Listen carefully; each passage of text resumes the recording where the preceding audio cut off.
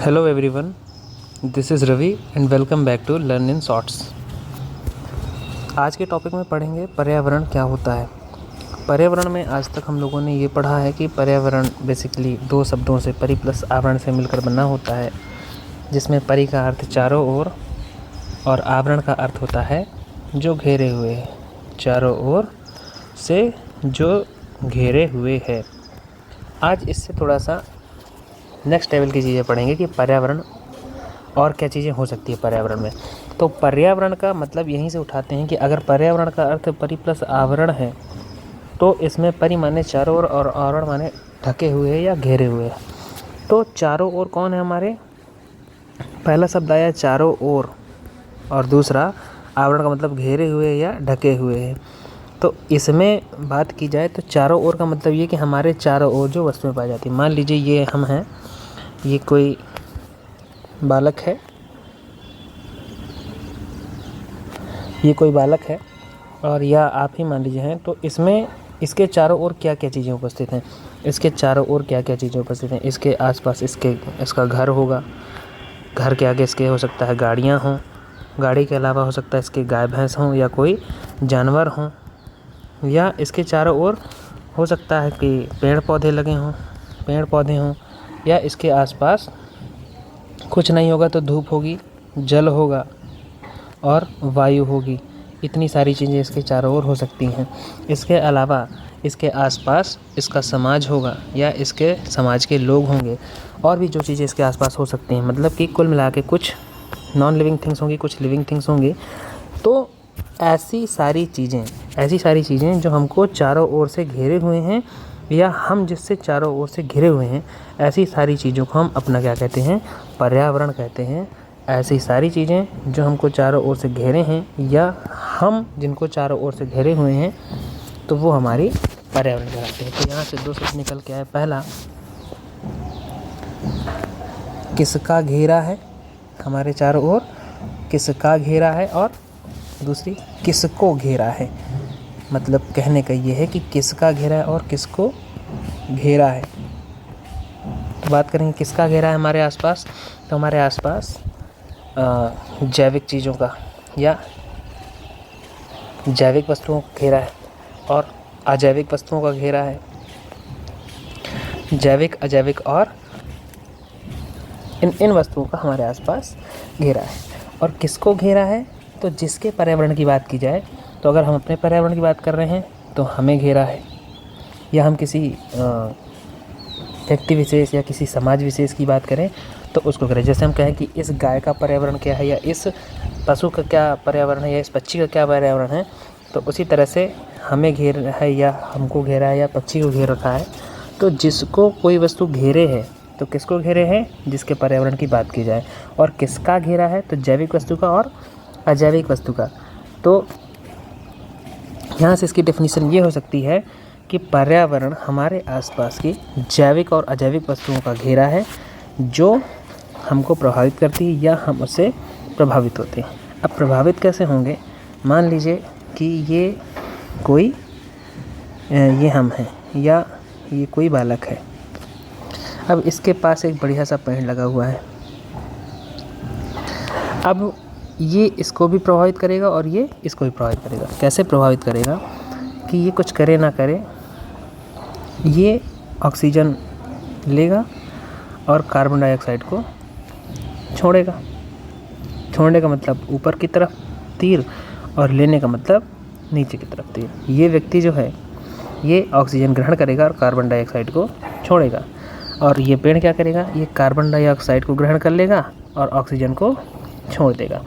तो कहीं ना कहीं ऑक्सीजन से ये इंसान प्रभावित हो रहा है और इसकी कार्बन डाइऑक्साइड से ये पेड़ पौधा प्रभावित हो रहा है। इसलिए हम लोग कह सकते हैं कि अगर कोई वस्तु किसी दूसरी वस्तु को प्रभावित कर रही है या उससे प्रभावित हो रही है, क्या हो रहा है, अगर कोई वस्तु किसी वस्तु को प्रभावित कर रही है या ये व्यक्ति या ये जीव इस जीव को प्रभावित कर रहा है और बदले में इससे भी प्रभावित हो रहा है, तो ये दोनों एक दूसरे को प्रभावित कर रहे हैं और यही पर्यावरण होता है। मतलब कि पर्यावरण वो होता है जिसमें जैविक और अजैविक वस्तुएं, जैविक या अजैविक वस्तुएं, जैविक या अजैविक वस्तुएं आपस में एक दूसरे को प्रभावित करें। जैविक या अजैविक वस्तुएं एक दूसरे को प्रभावित करें तो ये हमारा पर्यावरण के अंदर आता है। फिर इसी के बाद थोड़ा सा और आगे बढ़ें तो इसी से एक टर्म और निकलता है। इसी से एक टर्म ये निकलता है कि एक होता है इकोलॉजी। क्या शब्द होता है? एक शब्द होता है इकोलॉजी। वेरी इंपॉर्टेंट टॉपिक है ये, क्योंकि सीधे क्वेश्चन आता है कि इकोलॉजी क्या है, या इकोलॉजी में क्या होता है, या इस शब्द की पहली बार खोज किसने की थी, या इसको सबसे पहले किसने इंट्रोड्यूस करवाया था। तो इकोलॉजी को अर्नेस्ट हैकल नाम के एक वैज्ञानिक थे। कौन से?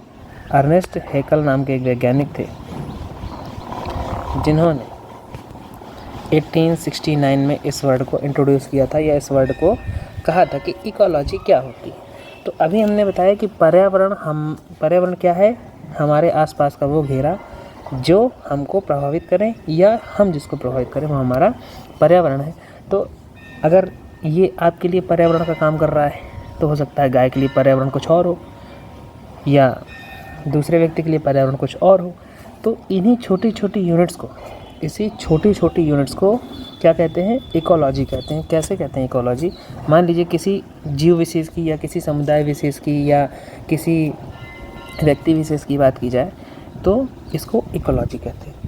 जैसे मान लीजिए हमने यहाँ पे एग्जांपल दिया कि एक व्यक्ति है, ये एक पौधा है। तो इन दोनों के बीच जो अंतःक्रियाएं हो रही हैं, या एक दूसरे को जो प्रभावित कर रहे हैं, व्यक्ति पौधे को कैसे प्रभावित कर रहा है और पौधा व्यक्ति को कैसे प्रभावित कर रहा है, तो ये इन दोनों के बीच का क्या है? इकोलॉजी। क्या है? इकोलॉजी है। इसके बाद एक शब्द और आता है क्या? इकोसिस्टम।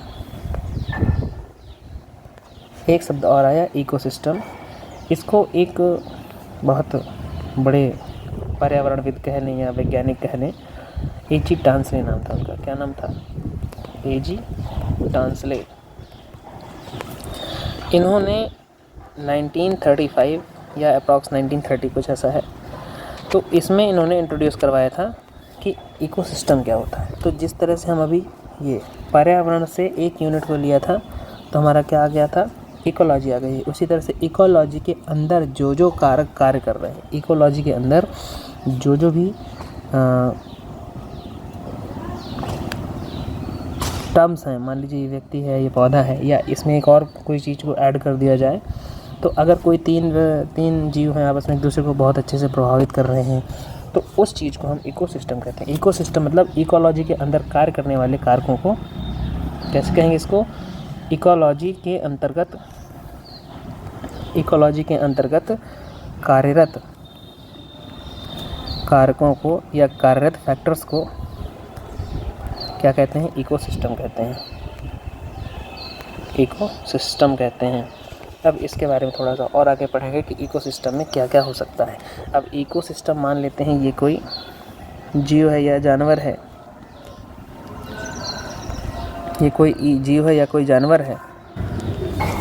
जैसे मान लीजिए कोई जीव है या कोई जानवर है। अब इसके ही आसपास एक दूसरी चीज़ इमेजिन कर ली जाए अगर, कि इसके आसपास एक कोई पेड़ है या पौधा है। तो कोई जीव है, जानवर है, और इसके पास ही कोई पेड़ पौधा है। तीसरा यहाँ पे कोई मनुष्य है या कोई मनुष्य है मान लेते हैं, और एक इसमें यहाँ पे क्या है? एक जीव है, एक पौधा है और एक मनुष्य है। अब देखेंगे कि ये तीनों एक दूसरे को कैसे प्रभावित करते हैं। देखेंगे कि ये दोनों एक दूसरे को कैसे प्रभावित करते हैं। तो मान लीजिए पेड़ है, पेड़ ऑक्सीजन देता है, तो ऑक्सीजन से मनुष्य को फ़ायदा हुआ। ये कार्बन डाइऑक्साइड देता है, तो इससे पेड़ पौधे को फ़ायदा हुआ। दूसरा, इस पेड़ पौधे को जीव ने खा लिया और इस जीव के बदले इसको कुछ ना कुछ फ़ायदा हुआ, जैसे कि इसने इसको ऑक्सीजन दे दी, इसने इसको कार्बन डाइऑक्साइड दे दी। इसी तरह से जीव और मनुष्य का रिलेशन कैसा है कि मनुष्य, अगर मान ले कोई मनुष्य है, मनुष्य को कुछ किसी उपयोग के लिए चमड़ा चाहिए, या किसी उपयोग के लिए जानवर का मांस चाहिए, या किसी अन्य उपयोग के लिए मनुष्य को जानवर से रिलेटेड जो फैट्स होते हैं वो चाहिए, तो वो जीव से मनुष्य को मिल जाते हैं। और बदले में मनुष्य से व्यक्ति को क्या मिलता है? बदले में व्यक्ति से जीव को वो मिलता है कि जंगली जानवरों से, ये अगर पाल लेता है इसको मनुष्य, तो जंगली जानवरों से इनकी रक्षा हो जाती है। तो इस तरह से कहीं ना कहीं व्यक्ति पौधों से, पेड़ पौधा मनुष्य से, जीव जंतु पौधों से, जीव जंतु पौधों से, और पौधे जीव जंतु से, और उसी तरह जीव जंतु से मनुष्य, और मनुष्य से जीव जंतु कहीं ना कहीं प्रभावित हो रहे हैं। इसलिए ये सारी चीज़ें क्या हैं? एक इकोसिस्टम का हिस्सा है। तो अब आगे बात करेंगे कि अगर एक ही इकोलॉजी की बात करें, या जैसे मान लें ये कोई पेड़ है, तो अगर इसने जल लिया, H2O, ऑक्सीजन अपना भोजन बनाने के लिए जल का इसने उपयोग किया, तो बदले में हमको जल वापस करेगा। कैसे वापस करेगा? एक रिएक्शन होती है फोटोसिंथेसिस की रिएक्शन क्या होती है कि 6CO2 प्लस 12H2O, और ये सनलाइट प्लस क्लोरोफिल में हो रही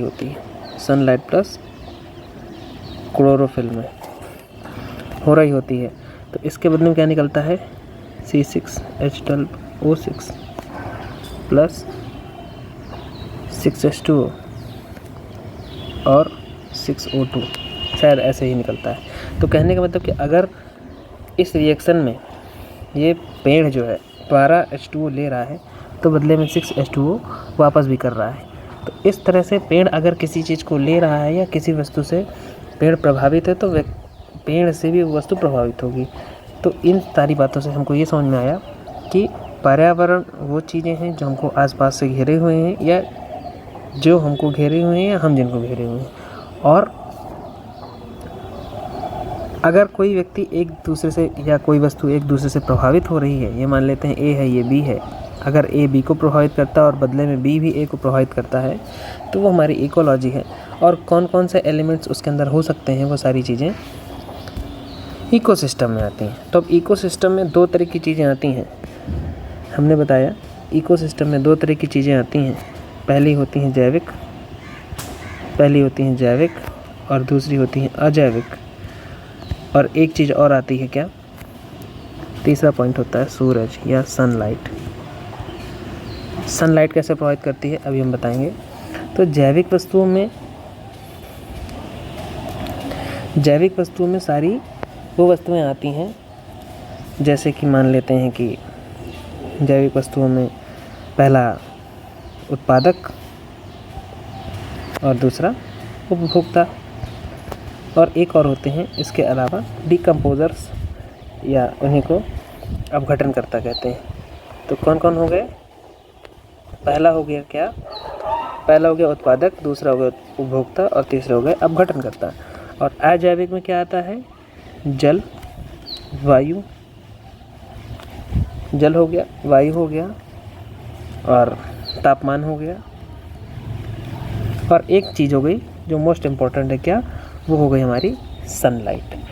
तो इतनी सारी चीज़ें क्या होती हैं इकोलॉजी के अंदर, या इकोसिस्टम के अंदर इतनी सारी चीज़ें होती हैं। इकोसिस्टम में इतनी सारी चीज़ें होती हैं। पहला उत्पादक, दूसरा उपभोक्ता, और तीसरा अपघटनकर्ता, फिर जल, वायु और तापमान। फिर सबसे मोस्ट इम्पॉर्टेंट चीज़ है क्या? सनलाइट। तो पहले आज यहाँ बात करेंगे कि उत्पादक क्या होते हैं। पहली बात करेंगे क्या? उत्पादक क्या होते हैं। उत्पादन का शाब्दिक अर्थ अगर देखा जाए तो जो उत्पादन करते हैं उन्हें हम उत्पादक बोलते हैं। जो उत्पादन करते हैं वही हमारे उत्पादक होते हैं। तो कौन उत्पादन करता है? तो इसका एक सीधा सा टर्म है कि वो सारे जीव, या वे पौधे, या वे जीव जो अपना भोजन सूर्य के प्रकाश में बना लेते हैं। जो अपना भोजन सूर्य के प्रकाश में बना लें, क्या कर लें? जो अपना भोजन सूर्य के प्रकाश में बना लेते हैं, सूर्य के प्रकाश में बना लें। तो कौन ऐसा है जो सूर्य के प्रकाश में अपना भोजन बना लेता है? सूर्य के प्रकाश में बना लें। ठीक है, तो अभी पीछे हमने एक रिएक्शन लिखी थी कि पेड़ पौधे ही एक ऐसे हैं, या पेड़ पौधों में ही एक ऐसी शक्ति है जो क्लोरोफिल, सनलाइट, वाटर, मिनरल्स और कार्बन डाइऑक्साइड से रिएक्शन करके अपना भोजन बना लेते हैं। तो बेसिकली उत्पादक किसे कहेंगे? पेड़ पौधों को क्या कहेंगे हम लोग? पेड़ पौधे हमारे क्या होते हैं? उत्पादक होते हैं। पेड़ पौधे बराबर उत्पादक। ठीक है, यहाँ तक बात समझ में आई। इसके बाद दूसरी चीज़ है कि उपभोक्ता किसे कहते हैं? उपभोक्ता का मतलब जो किसी चीज़ का उपभोग करे या जो किसी चीज़ को कंज्यूम करे, कंज्यूमर्स बोलते हैं इंग्लिश में। जो किसी वस्तु को कंज्यूम करता है या किसी चीज़ को कंज्यूम करता है वो हमारा कंज्यूमर या उपभोक्ता कहलाता है। कैसे उपभोक्ता कहलाता है? कि जो जीव अपना भोजन नहीं बना पाते हैं, अब वो अपना जीवन यापन करने के लिए किसी न किसी पे तो आश्रित होंगे ही। तो जो जीव अपना भोजन नहीं बना पाते हैं वो उपभोक्ता कहलाते हैं। तो उपभोक्ता जो अपना भोजन नहीं बना पाते, क्या नहीं कर पाते? जो अपना भोजन नहीं बना पाते हैं वो हमारे क्या होते हैं? जो अपना भोजन नहीं बना पाते हैं वो उपभोक्ता कहलाते हैं। अब उपभोक्ता भी 3 प्रकार के होते हैं। पहला होता है प्राथमिक उपभोक्ता।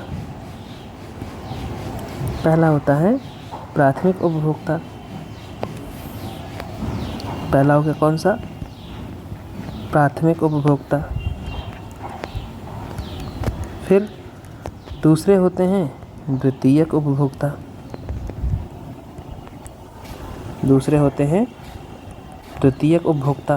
और तीसरे होते हैं तृतीयक उपभोक्ता।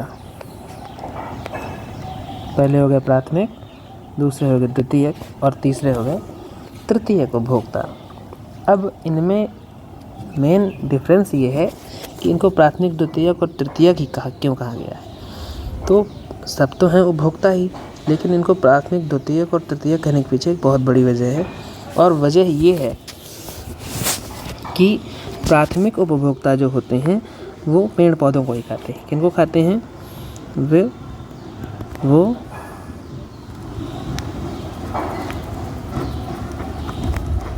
पेड़ पौधों को ही खाते हैं। जो जीव पेड़ पौधों को ही खा जाए, या केवल पेड़ पौधे ही जो खाता है, या केवल प्योर वेजिटेरियन जिसे आज के शब्दों में कहा जाए, कि जो प्योर वेजिटेरियन होता है वो हमारा प्राथमिक उपभोक्ता होता है। जैसे कि टिड्डा हो गया, हिरन हो गई, बकरी हो गई और कुछ मनुष्य भी हो गए। सब मनुष्यों को तो नहीं, लेकिन कुछ मनुष्य हो सकते हैं। क्योंकि जो मेजॉरिटी होती है उसका माना जाता है, तो ज़्यादातर लोग नॉनवेज खाते हैं, इसलिए इसमें हम इसको प्राथमिक उपभोक्ता में मनुष्य को नहीं कह सकते हैं। तो जो सीधे घास को खाए या जो केवल हरे पेड़ पौधों को खा के अपना जीवन व्यतीत करता है उसे हम प्राथमिक उपभोक्ता कहते हैं। जैसे कि टिड्डा, हिरन, बकरी, गाय या सारे जीव जो केवल हरी घास को खा के अपना जीवन व्यतीत कर देते हैं। फिर दूसरा आता है द्वितीयक उपभोक्ता। द्वितीयक उपभोक्ता किसे कहते हैं? तो जिस तरह से प्राथमिक उपभोक्ता ने पेड़ पौधों को खाया था, उसी तरह द्वितीयक उपभोक्ता किसे खाएगा? द्वितीयक उपभोक्ता खाएगा प्राथमिक उपभोक्ता को। तो इसको क्या कहेंगे? कि जो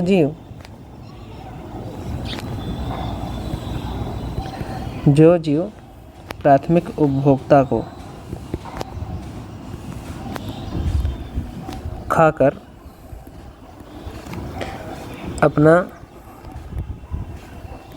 जीवन यापन करते हैं या अपना जीवन व्यतीत करते हैं वो हमारे क्या होते हैं? द्वितीयक उपभोक्ता होते हैं। जैसे कि टिड्डा को मेढक खा जाता है और हिरन को शेर खा जाता है, या कभी कभी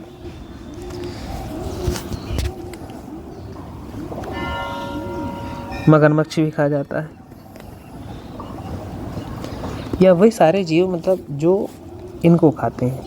बकरी को भी शेर खा जाता है, कभी कभी तेंदुआ खा जाता है। ये सारे जानवर जो प्राथमिक उपभोक्ताओं को खा जाते हैं या प्राथमिक उपभोक्ताओं को भोजन बना लेते हैं, उन्हें हम द्वितीयक उपभोक्ता कहते हैं। जैसे छोटी मछली होती है, घास खाती है, छोटी मछली को बड़ी मछली खा जाती है, तो बड़ी मछली क्या होगी? बड़ी मछली भी हमारी द्वितीयक उपभोक्ता कहलाएगी। ठीक है।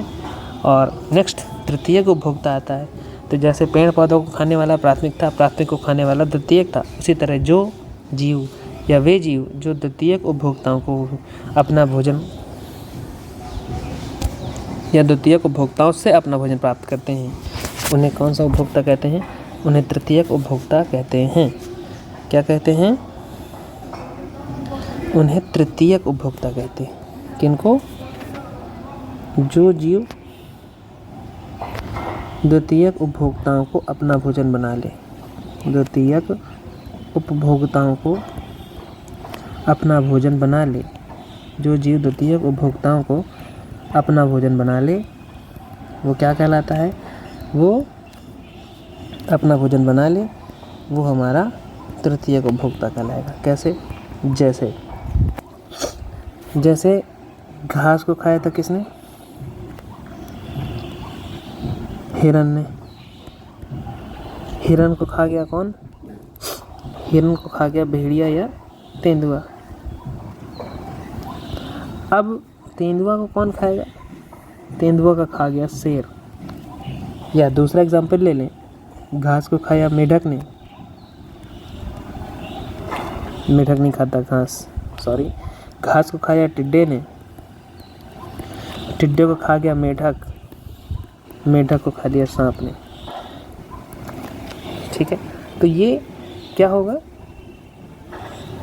ये हमारा प्राथमिक उपभोक्ता होगा, ये द्वितीयक उपभोक्ता होगा और ये तृतीयक उपभोक्ता होगा। हो सकता है मेढक को डायरेक्ट गिद्ध खा ले, तो ये भी हमारा तृतीयक उपभोक्ता है। हो सकता है मेढक को सीधे कोई और जीव खा जाए।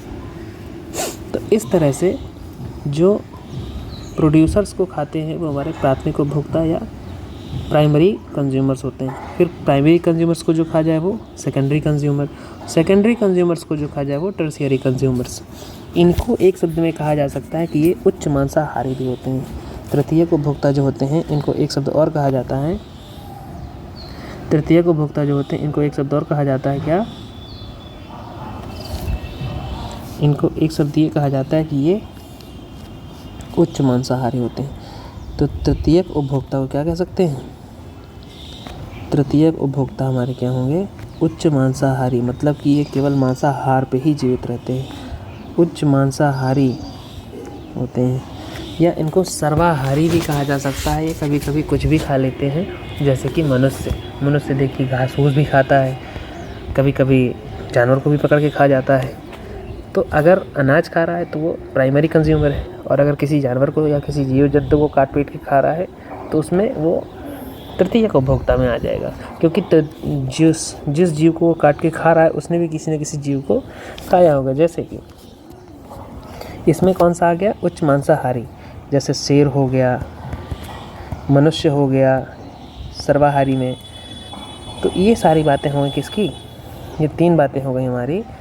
एक हो गया उत्पादक, फिर दूसरा हो गया उपभोक्ता। अब बात करते हैं कि अपघटनकर्ता क्या होते हैं।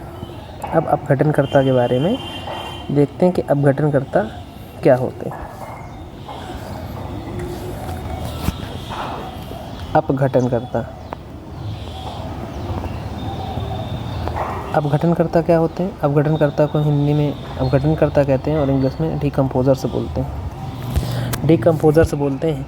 तो अपघटनकर्ता क्या होते हैं कि जैसे मान लीजिए कि अभी हमारे पास उत्पादक थे, ये उत्पादक था। उत्पादक मतलब पेड़ पौधे। उत्पादक को खा गया तो कौन? उपभोक्ता। और उपभोक्ता में किस क्रम से खाया था कि प्राथमिक उपभोक्ता उत्पादक को खा रहा था, फिर प्राथमिक को द्वितीयक उपभोक्ता खा रहा था, फिर द्वितीयक उपभोक्ता को तृतीयक उपभोक्ता खा रहा था। तो कभी ना कभी तो शेर भी मरेगा। तो जब शेर मरेगा तो शेर को कौन खाएगा? या शेर को ख़त्म करेगा कौन? उसे कहते हैं अपघटनकर्ता। अपघटनकर्ता खाते नहीं है एक्चुअली। होता ये है कि जैसे कोई जीव मर गया या कोई वस्तु सड़ गई, सड़ते हुए जब वो धीरे धीरे ख़त्म हो जाती है, मतलब कि वो अपने छोटे छोटे कार्बनिक पदार्थों में टूट के पर्यावरण में मिल जाती है। जैसे मान लीजिए ये कोई पेड़ है, पेड़ का कोई डंठल है, ये टूट गया है। अब क्या होगा, कुछ दिन बाद इसमें पानी पड़ेगा, सड़ जाएगा और सड़ने के बाद धीरे धीरे गल जाएगा और ख़त्म हो जाएगा, ख़त्म हो जाएगा ना। या कोई जीव जंतु जैसे मर गया, तो जीव जंतु जैसे मर गया तो अब मरने के बाद वो सड़ेगा। हो सकता है उसको कौवे आके खा जाए, हो सकता है उसको कुत्ते आके खा जाए, हो सकता है उसको गिद्ध आके खा जाए। तो या तो कौवा आके खाएगा, या तो गिद्ध आके खाएगा, या तो उसको छोटे छोटे माइक्रोब्स खाएंगे या माइक्रो ऑर्गेनिज्म खाएंगे, जैसे कि बैक्टीरिया, जैसे कि बैक्टीरिया खा लेगा,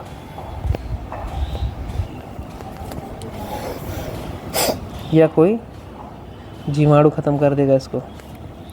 तो धीरे धीरे, या इसमें कवक लग जाएगा, फंगी।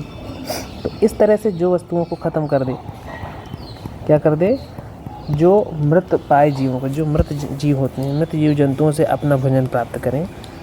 बेसिकली इसकी डेफिनेशन ये है कि जो मृत जीव जंतुओं से, जो मृत जीवों से भोजन प्राप्त करता है, उन्हें हम अपघटनकर्ता कहते हैं। अपघटनकर्ता या इसी को मृतोपजीवी कहते हैं। इसी को क्या कहते हैं, मृतोपजीवी कहा जाता है। तो ऐसे सारे छोटे छोटे जीव या ये जीव जो हैं, जो किसी मरे हुए जीव को खा के अपना भोजन प्राप्त करते हैं या उसको ख़त्म कर देते हैं खा करके, तो इनको हम अपघटनकर्ता कहते हैं। अब देखिए, चूँकि ये एनवायरनमेंट में ही पड़ा रहता है, तो यहाँ के एनवायरनमेंट को ख़राब करेगा, दूषित करेगा। और ये जो हमारे जीव हैं, गिद्ध, कौवा और कवक, बैक्टीरिया, जीवाणु, ये सारे क्या कर रहे हैं, इसको कहीं ना कहीं ख़त्म कर रहे हैं। ख़त्म करने का मतलब कहीं ना कहीं ये साफ़ कर रहे हैं। इसलिए अपघटनकर्ताओं को एक पॉइंट में कहा जाता है प्रकृति का मेहतर। क्या कहते हैं, प्रकृति का मेहतर कहा जाता है। किसको, प्रकृति का मेहतर कहा जाता है डिकम्पोजर्स को। तो सीधे सीधे क्वेश्चन आता है कि पेपर में, ये प्रकृति का मेहतर किसे कहते हैं। ऑप्शन दिया होगा उत्पादकों को, उपभोक्ताओं को या अपघटनकर्ताओं को। तो सीधा सीधा आंसर है किसको, अपघटनकर्ताओं को। तो आज की क्लास में यहीं तक रखते हैं। नेक्स्ट क्लास में और आगे की चीज़ें देखेंगे, जैसे कि ये हमारा सेकंड वाला पोर्शन अजैविक वाला है, इसमें जल है, वायु है और तापमान है और सनलाइट रह गया है। इस चीज़ को हम नेक्स्ट वीडियो में कवर करेंगे। तब तक हमारे साथ जुड़े रहें। Thanks for watching. और इस वीडियो को अपने दोस्तों के साथ शेयर कर दीजिए, हमारे चैनल को सब्सक्राइब कर दीजिए और शेयर कर दीजिए, सब्सक्राइब कर दीजिए और इस वीडियो को लाइक कर दीजिए। और इसी तरह के और वीडियोस देखने के लिए हमारे चैनल के साथ जुड़े रहें। Thank you so much.